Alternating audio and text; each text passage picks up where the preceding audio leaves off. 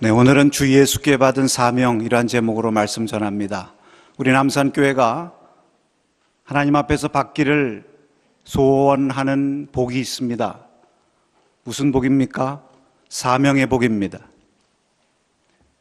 여러분, 우리가 사명의 복을 받는다는 것은 우리 각자가, 우리의 자녀들이 요셉과 같이 세워지는 것입니다. 우리의 가정들이 노아의 가정과 같이 주님의 쓰임을 받는 것입니다. 우리의 교회가 초대교회와 같이 세움을 받는 것입니다. 여러분, 앞으로 교회가 바로 서고 건강한 교회, 부흥되는 교회가 되기 위해서는 사람을 세우는 것이 중요합니다. 요즘 미래에 대한 예측 서적들이 많이 나오죠.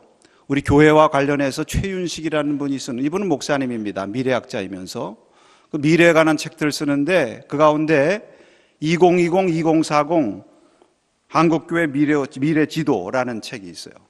거기 보면 앞으로 우리 교회에서 중요한 사역이 세 가지라 이렇게 얘기합니다.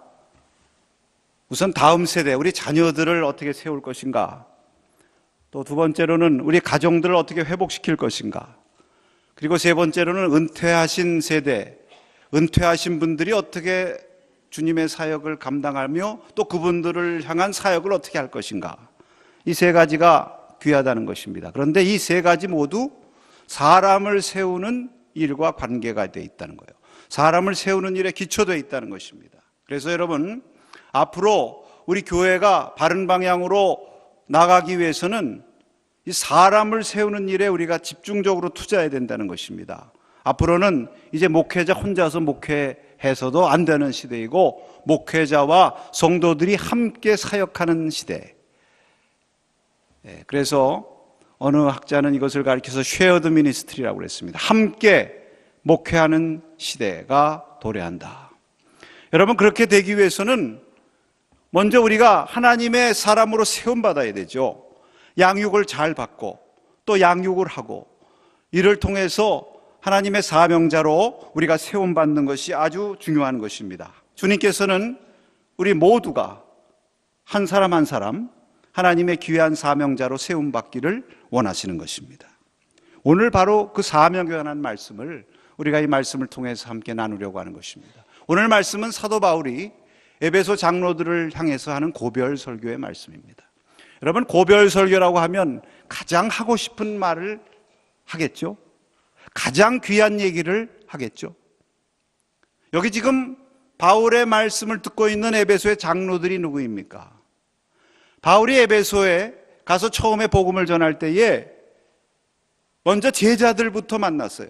다른 곳에는 믿지 않는 사람들에게 복음을 전했지만 에베소에 가서는 먼저 제자들을 만나서 너희가 믿을 때 성령을 받았느냐? 우리가 성령을 받기는커녕 성령이 있는지 들어보지도 못했습니다. 그랬을 때 그들에게 안수함에 저들이 성령 받았다고 그랬습니다. 한 12명쯤 되었다고 그랬어요. 바울이 그 사람들을 데려다가 두란노에 가서 3년 동안 말씀으로 제자 양육했습니다. 그들이 에베소 교회 일꾼으로 큰 것입니다. 그래서 장로들이 되어서 교회를 섬기고 양들을 돌보는 사역자들이 되었습니다. 그 사람들에게 이제 말씀을 전하는 거예요. 이제는 예루살렘에 올라가면 더 이상 얼굴을 다시 볼까 기약이 없는 그러한 상황 속에서 가장 그 성도들에게 하고 싶은 말씀을 했을 것입니다. 그 말씀이 무엇입니까? 바로 사명에 관한 말씀입니다. 우리 주님께서 마지막으로 제자들에게 하신 말씀이 무엇에 관한 말씀입니까? 사명에 관한 말씀입니다. 오늘 주님께서, 또 오늘 사도 바울께서 우리에게 마지막으로, 이제 더 이상 얼굴 볼 기회가 없어서 마지막으로 말씀을 전하신다면 무슨 말씀을 전하시겠습니까? 분명컨대 사명에 관한 말씀을 전하실 것이라고 믿습니다. 오늘 24절의 말씀을 한번 우리 읽겠습니다. 여러분, 이 말씀은 우리가 유명한 말씀이지만 읽을 때마다 우리가 은혜와 감동을 받는 말씀이죠. 우리 함께 읽겠습니다. 내가 달려갈 길과 주 예수께 받은 사명, 곧 하나님의 은혜의 복음을 증언하는 일을 마치려 하면은 나의 생명조차 조금 더 귀한 것으로 여기지 아니하노라. 아멘. 여러분, 여기 주 예수께 받은 사명이라고 말씀하고 있습니다. 주 예수께로부터 이 사명을 받았다고 하는 것입니다. 주님께서 주셨다는 것입니다. 여러분, 주님께로부터 받은 것이 우리가 참으로 많습니다. 그런데 그 많은 것들을 두 부류로 나눌 수가 있습니다. 먼저 우리가 주님께로부터 받은 것은 구원입니다. 이 구원의 부류에 속하는 것들이 많습니다.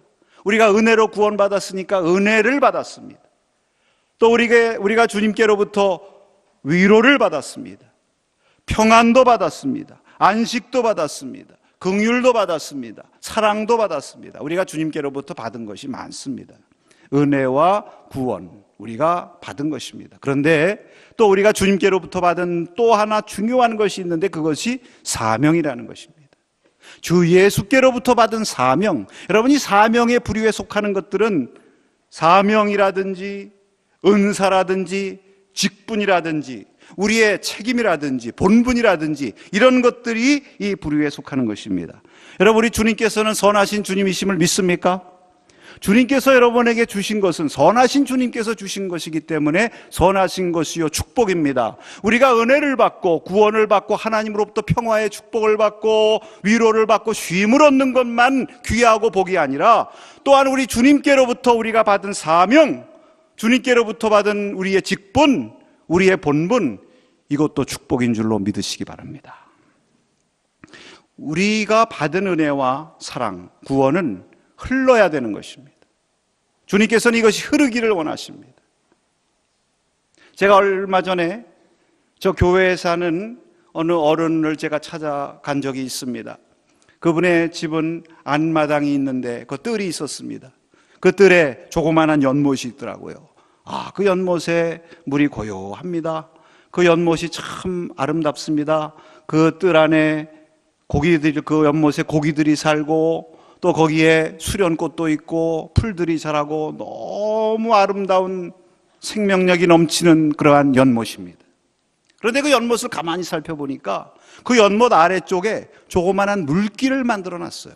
거기 조그마한 구멍을 만들어 놓고 그쪽으로 물이 흐르도록 했습니다. 거기다 물을 공급하는데 어느 순간 물이 공급돼서 물이 흘러넘치게 되면 그 물길을 따라서 물이 흘러내려가게 되어 있는 것입니다.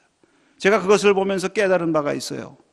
이 연못이 이 생명력과 이 청결함을 유지할 수 있는 비결이 여기에 있구나. 흐르기 때문이다. 여러분, 저 성지의 갈릴리에 가면, 이스라엘에 가면 두 바다가 있습니다. 갈릴리 바다가 있고 사해 바다가 있습니다. 갈릴리 바다, 얼마나 깨끗하고 생명력이 넘치는 바다입니까? 예수님 시대뿐만 아니라 오늘 이 시대에도 갈릴리에 가면 거기서 여러분들이 꼭 대접받는 것이 있습니다. 꼭 여행사에서 점심시간에 한번 베드로 고기라는 걸 대접해요. 꼭 생긴 것이 우리나라 우럭처럼 생겼는데 그것을 바짝 튀겨가지고 얼마나 맛있게 내놓는지 시장하기도 하지만 갑자기 침들을 삼키시는 분들이 계세요. 지금도 그 베드로 고기가 많이 잡혀가지고 사람들에게 유익을 줍니다. 생명의 바다이기 때문에 그렇습니다. 왜 그렇습니까? 이 갈릴리 바다는 그 위에 산지들이 많아서 그곳에서부터 물들이 흘러서 그 단 지역을 통해서 갈릴리 바다로 유입이 되는 것입니다. 그러면 그 바다에 물이 차면 그 다음에는 요단강을 통해서 남쪽으로 흘러내려 보내는 것입니다. 물이 흐르기 때문에 그 갈릴리 바다는 생명력이 넘치는 것입니다. 그런데 사해 바다는 물이 들어오긴 하는데 거기에 고요하게 고여있긴 하는데 그것이 흘러나가지를 못하니까 이 사해 바다는 염분이 너무 강하기 때문에 죽음의 바다인 것입니다.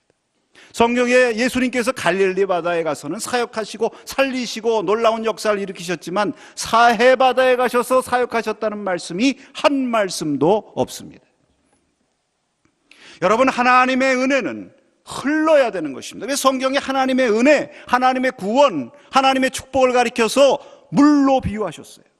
에스겔 환상의 말씀에 보면 성전 동문에서부터 물이 흘렀다고 그랬습니다. 이 물이 흐르면서 점점 깊이를 더해가면서 그 물이 흐르는 곳마다 나무들이 살고 열매들이 맺혀지고 그 물이 아라바 광야를 통해서 바다로 흘러들어가니까 바다에 있는 모든 고기들이 다시 살아나는 역사가 일어났다고 하지 않았습니까? 물이 흐를 때에 하나님의 살리는 역사가 일어나는 줄로 믿습니다. 여러분, 아모스 선지자를 통해서도 아모스 5장에 말씀하신 것 보면 여러분 24절에 이렇게 말씀합니다. 오직 정의를 물같이 공의를 마르지 않는 강같이 흐를지니라. 하나님께서는 공의가 흐르기를 원하세요. 예수님께서도 요한복음 7장 38절에 나를 믿는 자는 성경의 이름과 같이 그 배에서 생수의 강이 흘러넘치리라. 하나님께서 우리에게 주시는 은혜, 성령의 축복은 생수의 강과 같아서 여기에서 흘러서 넘치는 것입니다. 흐르는 것입니다. 이 흐름으로 말미암아 생명의 역사를 일으키시는 것입니다. 여러분, 예수님을 믿으면 예수님께서 우리에게 주신 은혜와 축복이 우리에게 흘러들어오는 것입니다. 이 시간도 하나님의 은혜의 생수가 여러분 가운데 흘러들어가는 줄로 믿습니다. 그래서 우리가 시원함을 느끼고 만족을 느끼고 평안을 느끼는 것입니다. 이런 것이 흘러넘치면 그 다음에 흘러나가야 되는 거예요.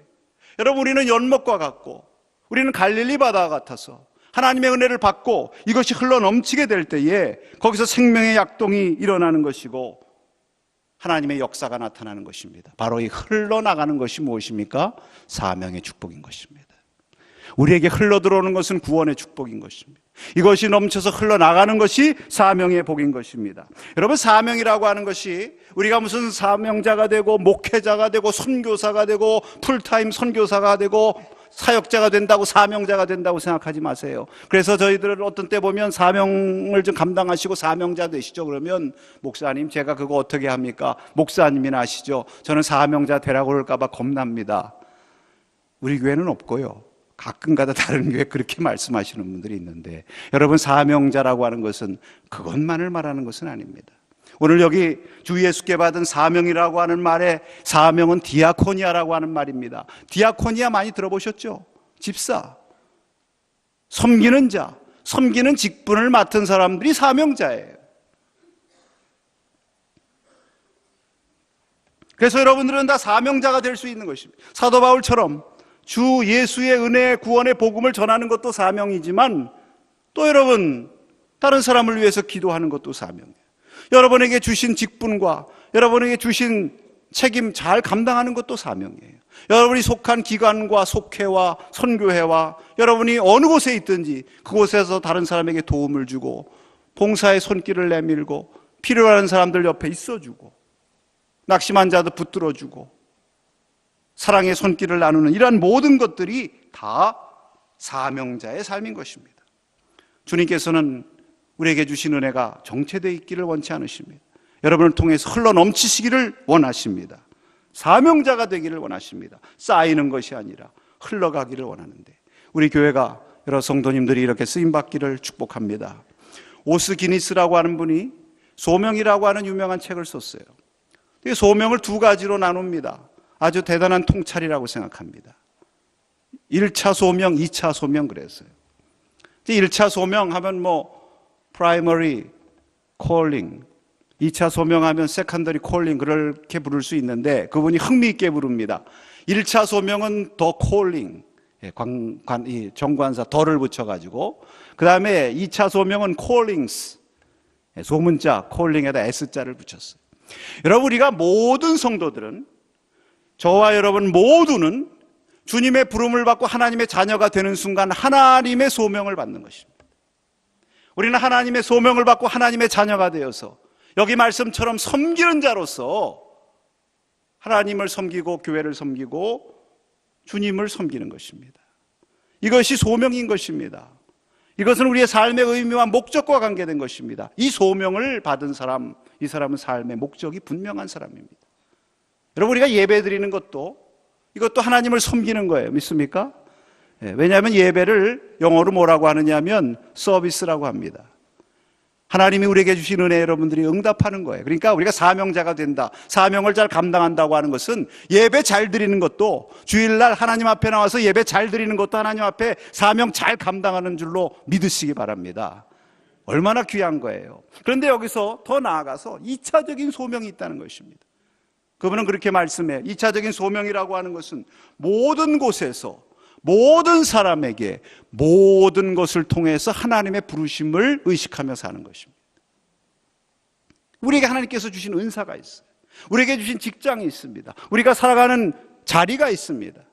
그곳에서 누구를 만나든지 하나님이 나를 이곳에 보내셨다, 하나님이 나를 이를 위해서 부르셨다는 그러한 의식을 가지고 감당하면 그것이 2차 소명자가 되는 거예요. 우리 모두는 다 하나님 앞에 1차적인 소명을 받았지만 거기서 한 걸음 더 나가서 여러분에게 주신 은사와 재능을 따라서 직분을 따라서 여러분이 주님을 섬기는 그러한 거룩한 소명자가 되시기를 바랍니다. 그게 우리가 어디를 가든지 뭐 해외를 나가든지 아니면 국내 어디에 있든지 가정에 있든지 직장에 있든지 교회에 있든지 어디에 있든지 주님께서 나를 이곳에 보내셨다. 여기가 내가 주님의 부름받은 장소라. 그러한 믿음으로 주신 사명을 감당하면 여러분이 다 사명자가 되는 거예요. 종교개혁자 마틴 루터가 여러분 종교개혁을 일으켰습니다. 뭐 종교개혁이라고 하는 것이 제도 바꾸고 교회 시스템을 바꾼다고 개혁입니까? 개혁이라고 하는 것은 마음으로부터의 개혁이죠. 사상을 바꾸는 거죠. 그런데 종교개혁자 마틴 루터가 한 것 가운데 만인사제 사상이 있습니다. 만인사제 사상이라고 하는 것은 모든 사람이 다 사제해야 된다는 얘기예요. 여러분들이 다 목사 돼야 된다는 얘기입니까? 그거 아니거든요. 우리 성도들에게는 다 사명이 있다는 얘기예요. 사제나 신부만 사명이 있는 것이 아니라 그가 농부이든지 노동자이든지 교육자이든지 상인이든지 무엇을 하는 사람이든지 다 하나님의 사명자들이라고 하는 것입니다. 심지어 결혼 생활이라고 하는 글에 보니까 남자가 기저귀를 갈 때에 하나님과 천사가 미소를 짓는다, 그런 글도 썼습니다. 16세기 영국의 종교개혁자 윌리엄 틴데이라고 하는 분이 있는데 우리의 소원이 하나님을 기쁘시게 하는 것이라면 물 깃는 것과 설거지하는 것과 구두 고치는 것이나 하나님의 말씀을 전하는 것이나 하나라고 얘기했어요. 하나님 말씀 전하는 것만 하나님의 사명을 감당하는 겁니까? 아닙니다. 설거지하는 것도 하나님의 사명을 감당하는 거예요. 식사 시간에 설거지 하시는 분들 사명자, 우리 교회 사명자인 줄로 믿습니다. 아주 그냥 축복을 갑절로 받으시기 바랍니다. 여러분, 이것이 개혁된 신앙이에요. 우리 모두가 하나님 앞에 사역자로 서는 것. 오늘 이러한 은혜를 우리가 받기를 원하는 것입니다. 바로 주 예수께 받은 사명이라고 하는 것, 우리가 먼저 깨달아야 되는 것입니다. 자, 그런데 사도 바울께서 계속해서 이렇게 주께 받은 사명을 그럼 우리가 감당할 때, 어떻게 감당할 때 우리는 올바른 사명자로 서게 될 것인가, 이것을 말씀합니다. 자신이 사명자로서 하나님 앞에 충성한 자신의 예를 들면서 내가 주님을 본받아서 이렇게 한 것처럼 너희도 이렇게 나를 본받아 이렇게 길을 가라 말씀하고 있는 것입니다. 이것은 너무 감동적이에요. 그러나 또한 우리에게 도전입니다. 우리 이 말씀을 다시 한번 새기면서 우리 모두가 하나님 앞에 아름다운 사명자로 새롭게 거듭나는 축복의 시간 되시기를 바랍니다. 18절 말씀을 한번 읽습니다. 오매 그들에게 말하되 아시아에 들어온 첫날부터 지금까지 내가 항상 여러분 가운데서 어떻게 행하였는지를 여러분도 아는 바니. 네, 여기 보면 하나님께 사명을 받은 자는 변함없이 충성해야 될 것을 말씀하고 있습니다. 여기 아시아에 들어온 첫날부터 지금까지 항상이라는 말이 있습니다. 첫날부터 지금까지 변함없이 충성을 다했다는 것이죠.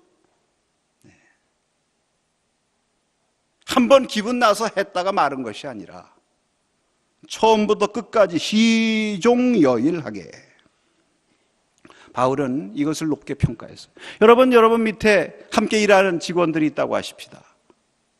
데리고 일하는 무슨 일꾼들이 있다고 하십시다. 유능한 사람을 택하시겠습니까? 충성된 사람을 택하시겠습니까? 사람이기 때문에 때로는 잘 일 잘하다가도 아플 수도 있고 바뀔 수도 있어요. 그러나 변함없는 사람을 택할 것입니다. 바울이 이것을 높게 평가해서 에베소서 6장 24절에 이렇게 말씀합니다. 우리 주 예수 그리스도를 변함없이 사랑하는 모든 자에게 은혜가 있을지어다. 아멘. 변함없이 사랑하는 자. 에베소 교회에 주신 말씀이라는 것을 기억하시기 바랍니다. 에베소 장로들에게 뭐라고 그랬어요? 처음부터 끝까지 변함없이 충성했으니 여러분도 그렇게 하십시오. 그리고 에베소서에 말씀합니다. 변함없이. 여러분, 이것이 귀한 것입니다. 그래서 계시록 2장에 보면 소아시아 7교회에 대한 말씀을 하시면서 에베소 교회 말씀을 하시는데, 에베소 교회가 장자교회거든요. 에베소 교회부터 시작하는데, 에베소 교회가 다 좋았는데 한 가지 책망받은 것이 있었습니다. 무엇이었습니까? 첫사람을 변심한 것입니다. 첫사랑을 변심한 거예요.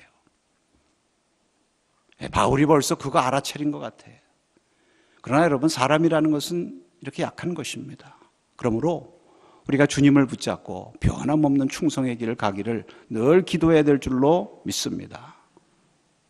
반대로 빌립보 교회를 향해서는 바울 사도께서 너무도 감사와 기쁨의 편지를 보냈습니다. 그거 왜 그렇습니까? 빌립보서 1장 5절의 말씀에 이렇게 기록되어 있습니다. 함께 읽습니다. 너희가 첫날부터 이제까지 복음을 위한 일에 참여하고 있기 때문이라. 여기 첫날부터 이제까지 똑같은 말씀 나오잖아요. 빌립보 교회 성도들이 주님의 선교에 동참하는데 첫날부터 지금까지 변치 않다. 뭐 많이 하고 대단하게 하고 크게 해서 자랑이 아니라 첫날부터 지금까지 변함없이 하는 것. 여러분, 이것이 하나님을 닮은 것입니다. 이것이 하나님을 기쁘시게 하는 것입니다. 왜냐하면 우리 하나님께서는 변함없으신 하나님이시기 때문입니다. 우리 하나님은 성경에 말씀하시기를 어제나 오늘이나 변함없이 동일한 분이라고 말씀하십니다. 시편 신명기 11장 12절에 보니까 내 하나님 여호와께서 돌보아 주시는 땅이라 연초부터 연말까지 내 하나님 여호와의 눈이 항상 그 위에 있느니라. 우리 하나님은 연초부터 연말까지 항상 보살펴 주신대요. 할렐루야. 그래서 소망을 누구에게 둬야 돼요? 하나님께 둬야 돼요. 사람에게 소망을 두거나 세상 것에 소망을 두면 이게 바뀌기 때문에 소망이 절망으로 바뀌는 것입니다. 그러나 변하지 않는 하나님께 소망을 두면 하나님은 여러분을 실망시키지 않으십니다. 우리의 소망이 굳건해지는 것입니다. 그래서 우리가 변함없이 하나님께 충성하는 것입니다. 특별히 바울은 여기 말씀합니다. 너희가 내가 변함없이 충성했다는 것을 아느니라. 너희가 아느니라. 이거 얼마나 복되고 자랑스러운 고백입니까? 사도의 권위는 내가 사도라고 주장해서 세워지는 것이 아니라 너희가 안다. 여기에 권위가 있는 거죠. 사실 3년 동안 이 장로들과 함께 제자 훈련하지 않았습니까? 여러분, 사람이 한 3년 정도 지내보면 압니다. 사람을 가장 잘 아는 것은 겪어봐야 돼요. 그것도 한 3년 정도 겪어보면 알 수가 있는 것입니다. 바꿔 말하면요, 누구 만나고 경험해보지 못한 다음에 경험해보지 못하고서 그 사람에 대해서 이렇다 저렇다 말하지 말라는 얘기죠. 그 사람에 대해서 가장 잘 아는 것은 직접 경험해봐야 됩니다. 여기 지금 말씀을 듣는 에베소 장로들은 3년 동안 바울이 어떻게 행하는지, 어떻게 주님을 향해서, 어떻게 교회를 향해서 섬기는지를 눈으로 본 것입니다. 너희들이 아는 바다. 아멘 할렐루야 했을 것입니다. 맞습니다. 여러분, 우리는 하나님과 사람 앞에서 공의, 충성된 성도, 충성된 사명자가 되어야 될 줄로 믿습니다. 하나님 앞에 충성해야죠. 하나님 다 아십니다. 그러나 사람 앞에서도 충성되게 사람들이 알아야 되는 것입니다. 그래서 우리가 여러분도 아는 바입니다, 이렇게 말할 수 있다면 우리는 행복한 사명자들이요, 인생의 승리자인 것입니다. 내가 너에게 어떻게 행한 것을 너희가 안다고 말씀합니다. 어떻게 바울이 행하였습니까? 19절 말씀을 한번 읽습니다. 19절입니다. 모든 겸손과 눈물이며 유대인의 관계로 말미암아 당한 시험을 참고 주를 섬긴 것과, 여러분, 주님을 위한 사명자들은 겸손과 눈물로 섬겨야 된다는 것입니다. 겸손과 눈물. 여러분, 겸손이라는 것은 사명자의 자세죠. 아무리 우리가 귀한 직분과 사명을 감당한다 해도 섬김의 자세로 겸손하게 행하지 않으면 하나님의 영광이 나타나질 않는 것입니다. 그래서 첫째도 겸손이요, 둘째도 겸손이요, 셋째도 겸손이라고 어거스틴이 말씀했습니다.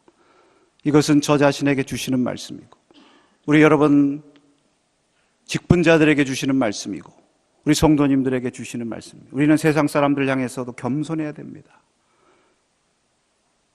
우리보다 낮은 사람들이라 생각할수록 더 겸손해야 됩니다. 눈물로 섬겼다고 그랬습니다. 눈물. 여러분, 눈물이 무엇입니까? 눈물이라는 건 사랑이거든요. 요즘 눈물이 메마른 시대가 되고 있지 않습니까? 왜 눈물이 메마릅니까? 사랑이 메마른다는 거예요. 말세 고통하는 시대가 되면 사랑이 식어진다고 그랬어요. 그 눈물이 식어지는 것입니다. 회개의 눈물이 메마르고 사랑의 눈물이 메마르고 긍휼과 자비의 마음이 사라져버리는 것인데, 바울은 눈물로 사역했다고 그랬어요. 여러분, 주님의 일을 감당하는 사람은 눈물로 할 수밖에 없는 것입니다. 사실 여기 보면 바울이 얼마나 많은 핍박을 받았습니까? 유대인들의 간계로 인한 것을 참고 견뎠다고 그랬어요. 차라리 싸우면은요 눈물도 안 나요. 왜? 시원하게 한번 치고받고 할 수 있으니까. 그러나 우리는 싸울 수 없기 때문에 주님을 바라보고 참아야 되니까 눈물이 나는 것입니다. 그러나 이 눈물을 주님께서 닦아주실 줄로 믿습니다. 시편에 보면 성도들이 흐른 눈물, 그 눈물을 주님께서 병에 담아서 하나님 보좌 우편으로 올려주신다고 그랬어요. 또한 이 눈물은 사랑의 눈물입니다. 여기 31절에 보니까 뭐라고 말씀했어요? 눈물로 훈계했다고 그랬어요. 그 제자들 영혼을 보면서, 그 성도들, 그 믿지 않는 영혼들 보면서 눈물로 저들을 훈계했다고 그랬습니다. 눈물이 있는 곳에 하나님의 역사가 일어나게 되는 줄로 믿습니다. 눈물보다 더 강한 것이 없어요. 아무리 서로 세게 얘기하다가도 부부간에 치고받고는 안 하지만 말로다가 치고받고 하다가도 아내가 눈물 한 방울 딱 떨어뜨리면 그냥 무릎 꿇는 거예요. 우는 사람을 어떻게 할 수가 없어요. 하나님도 하나님 앞에서 우는 사람 어떻게 할 수 없어요. 여러분, 눈물로 감당하시기 바랍니다. 주님께서 여러분의 모든 것을 다 아십니다. 우리가 세상의 빛의 사명을 감당하라고, 너희가 세상의 빛이라. 세상에 빛되기 전에 교인들 간에 서로서로 빛돼야죠. 믿습니까? 빛이라는 것이 어떻게 됩니까? 겸손과 눈물로 감당할 때 빛이 되는 것입니다. 겸손과 눈물로 감당할 때 아름답게 빛나는 것입니다. 이러한 은총을 우리가 받아야 될 줄로 믿습니다. 마지막으로 20절 말씀을 함께 읽습니다. 20절입니다.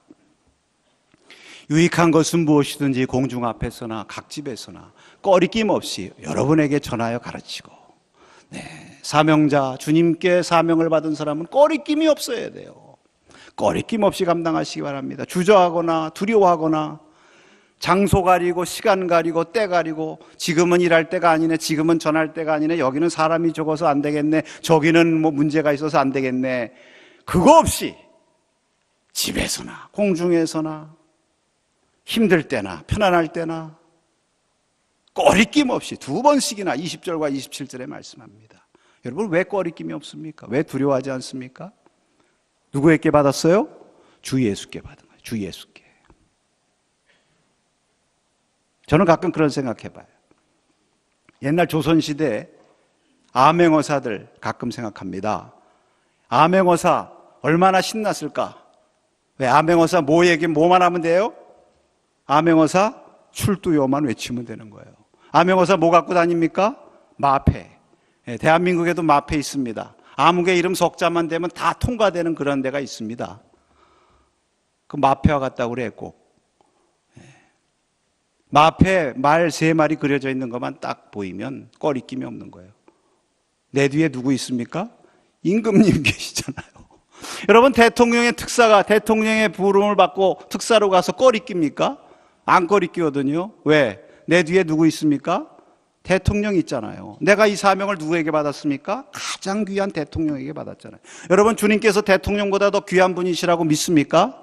그러면 여러분, 주 예수께 받은 사명 꺼리낌 없이 감당하시기 바랍니다. 내 뒤에 누가 있습니까? 예수님이 계세요. 하나님이 계신 것입니다.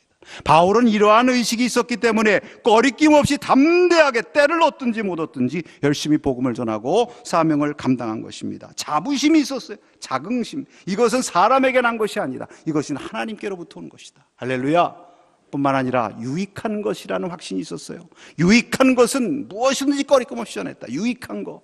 여러분, 이 복음이 유익한 것이라고 확신하십니까? 하나님께서 여러분에게 주신 사명이 유익한 것이라고 확신하십니까?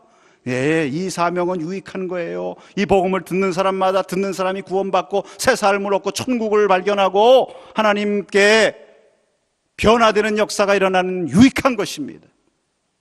이것을 왜 우리가 꺼릴게요? 여러분, 보험 설계사들 아시죠? 보험 설계사로 1등 받고 왕이 된 사람들 인터뷰하는 거 제가 몇 번 읽었습니다. 근데 그들에게서 공통점을 발견할 수가 있었습니다. 무엇입니까? 자기가 소개하고 파는 보험이 이 고객들에게 아주 유익하다. 꼭 필요하다고는 확신이 있는 거예요. 똑같은 보험 설계사라도 어떤 보험 설계사는 이거 보험 가서 고객들 만나면서 이거 보험 이 사람한테 도움 되는 거야? 이거 내가 사기치고 있는 거 아니야? 이런 생각하면 보험 장사 되겠습니까? 그러나 보험 설계사 왕으로 된 사람들은 이것이 이 사람들에게 꼭 유익하다. 여러분, 세상에 보험을 파는데도 이렇게 유익하다고 생각하는데 천국 보험을 소개하는 하나님의 사명을 맡은 저와 여러분들은 이것이 얼마나 유익한 것이 되는가 확신이 있으십니까? 이 확신 오늘 다시 한번 새롭게 가지시기를 축복합니다. 여러분 가장 귀한 분들이에요. 여러분 가장 귀한 천국 복음, 하나님께 주신 가장 귀한 사명을 받아서 이것은 여러분에게 유익하고 여러분 주위에 있는 사람들에게 유익하고 이것을 듣는 사람을 살리고 이 물이 흐르는 곳마다 회복시키고 살리는 놀라운 역사가 있는 것이니 여러분 이 복음 붙들고 사명 기쁨으로 감당하시기를 축복합니다.